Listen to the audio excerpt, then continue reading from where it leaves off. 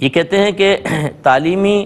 اخراجات کے لیے یو کے سے کویسچن تھا، ہمیں بعض اوقات گورنمنٹ لون دیتی ہے اور پھر جب ہم تعلیم سے فارغ ہو جاتے ہیں، جاب وغیرہ مل جاتی ہے تو آہستہ آہستہ اس کو اتارنا ہوتا ہے۔ اب یہ کہتے ہیں پیسہ میرے پاس ہو اور فرض کر لیں کہ نصاب کے برابر ہو تو مجھ پہ قربانی لازم ہوگی کہ نہیں ہوگی؟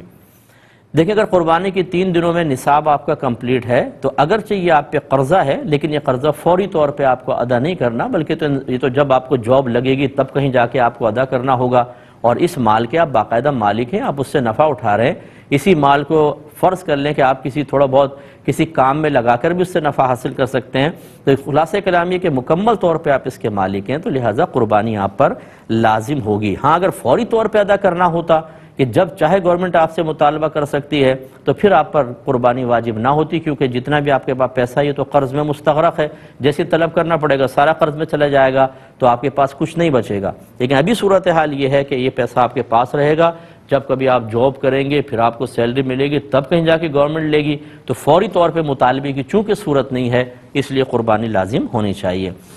اب یہ ایک مزید کویسچن لے لیتے ہیں، پھر آج کے لیں گے۔ ایک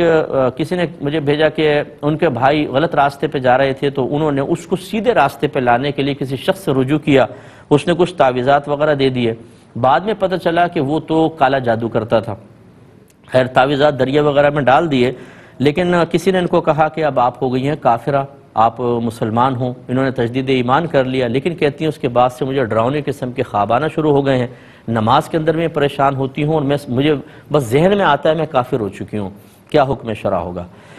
دیکھیں پہلی بات تو یہ ہے کہ کسی کو راہ راست پر لانے کے لیے اگر آپ یہ شارٹ کٹ مارنے کی کوشش کریں گے کہ ایک تعویذ ایک وظیفہ اور ایک دم آدمی صحیح ہو جائے گا، ایسا ہماری شریعت میں تو بہرحال نہیں ہے۔ میرے آقا صلی اللہ علیہ وسلم نے کسی کو نیک بنانے کے لیے کوئی وظیفہ کوئی تعویذ نہیں عنایت فرمایا۔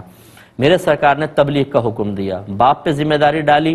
شریعت نے ڈالی، قرآن نے ڈالی کہ وہ اپنے بیوی بچوں کی تربیت کرے، اپنے بھائی بہنوں کی تربیت کرے۔ عام لوگوں کی ذمہ داری ہے کہ برائی کو دیکھیں تو ہاتھ سے بدل دیں، ورنہ زبان سے بدلیں، ورنہ کم از کم دل میں تو برا جانیں۔ ان چیزوں کا ہمیں مکلف بنایا ہے۔ ہم پہنچ جاتے ہیں تعویذات لینے کے لیے، تعویذ والا وہ تو کہتا ہے بھی چلو ٹھیک ہے، کوئی بھی وظیفہ دیتا ہے وہ، لیکن ان وظائف کے اوپر بنیاد بنا کر ہم یہ سمجھیں کہ اپنی ذمہ داریاں پوری نہ کریں، ماں باپ آرام سے بیٹھیں، انہیں پتہ ہی نہ ہو کہ دین کیسے سکھانا ہے اور بچوں کی تربیت کیسے کرنی ہے، اور وظیفے پڑھ کے چاہیں کہ بالکل آسانی سے مصلی پر ٹھنڈے پنکھے کے نیچے وظیفہ پڑھ کے سامنے والا غوث پاک کا نائب بن جائے، یہ نہیں ہو سکتا ہے۔ تو پہلی بات تو یہ نصیحت ایک ذہن میں رکھیے گا، پہلے انسان جو شریعت نے ہمیں تربیت کا ایک طریقہ بتایا ہے اور ذمہ داری سونپی ہے اسے ہم پورا کریں، اور سہارے کے طور پہ وظائف وغیرہ پھر دیگر چیزیں کر لیں الگ بات ہے، لیکن اسے بالکل ترک کرنا جو شریعت کہہ رہی ہے اور وظائف کو اصل بنا کر انہی کے اوپر مطلب تکیہ کر لینا یہ غلط ہوتا ہے، یہ ذہن میں رکھیے گا جو میں کہنا چاہ رہا ہوں۔